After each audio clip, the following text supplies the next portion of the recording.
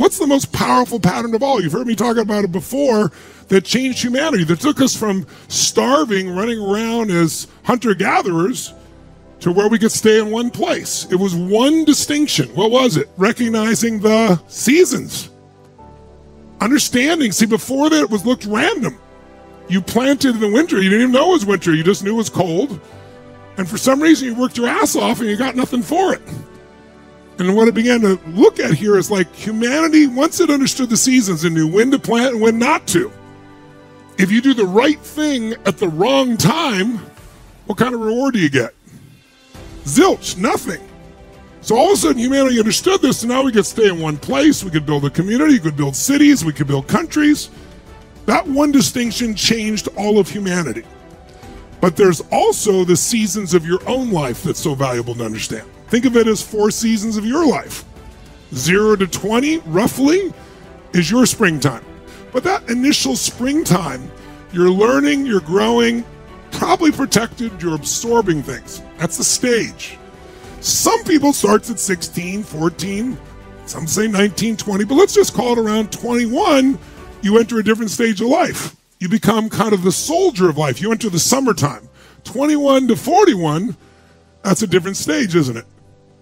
Now you go out in the world and say, I'm going to test this stuff. I was told all this shit. What's true? And you think you're going to be a billionaire or 10 times billionaire, and you're going to be president of the United States, and you're going to have 100 relationships, and it's all going to work out smoothly. And then you get your first relationship and discover none of that shit is true. And you start to understand that you have vulnerabilities, find out you're not invincible. So this young adulthood is testing and discovering. Just trying to figure out what's really real. That's when we learn a lot. And usually some of it is painful because it's not quite like we expected.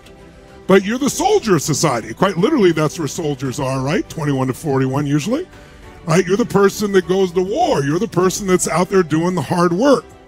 Now, if you really grew in spring and you really grew in summer, then there's the fall, the autumn. And that means 42 to 62 is a real reaping time if you've grown. If you're not grown, like if you don't plant in the spring, you're going to weep in the fall. You're not going to reap in the fall, right? But if you push through the hot summer, and it's a difficult time, those 21 to 41. By the way, when you ask people, when you do all the research on people, what's the most unhappy time of their life? It's that 2 decades. Not for every human, but for most. Because trying to figure out who the hell you are, prove to yourself, make it through all the bullshit, trying to figure what's going on in your life. But when you get to 42 to 62, again, if you've grown, if you've not grown, you're kind of stunted. There's not much crop. But now you're really in your midlife power. And you get to start to have a harvest time. This is for a lot of people their greatest financial time of their life. Because they built up understanding and they worked hard and developed skill sets, and now they're in a position to lead. They might start running an organization. They start to really grow, to expand.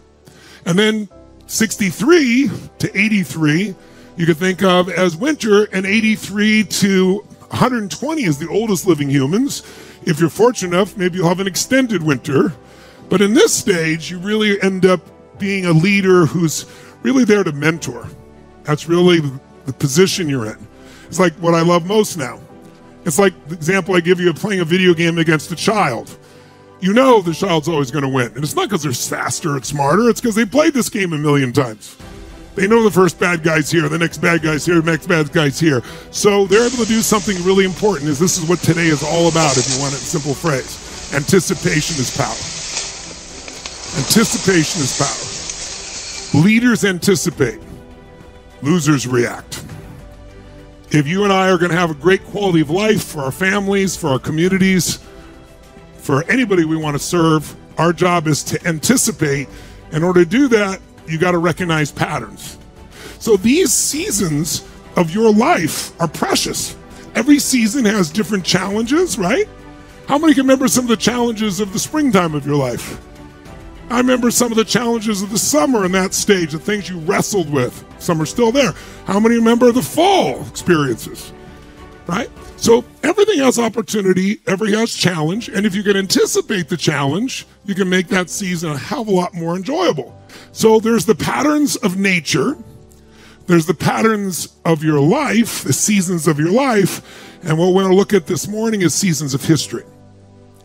Because if you understand the seasons of history interact with what stage of life you're in, like some people, 0 to 20 is when they experience winter, historical winter, because there's one about every 80 years, as you'll see shortly. And so some people enter winter in midlife. Some people do it at their power stage. Some people towards the end of life. If you have a full life, you're going to experience all 4 seasons. But all of us in our first 2 seasons of life, meaning your spring, 0 to 20, your 21 to 42, are going to either experience an awakening, an internal turmoil within the country around values, like you saw in the 60s and 70s, or you're going to experience a crisis, right? Because that's the cycle. Everyone experiences them. But depending upon when your generation experiences that shapes the way you look at life, the way you interact, and what you do. But it might be nice to anticipate where that is.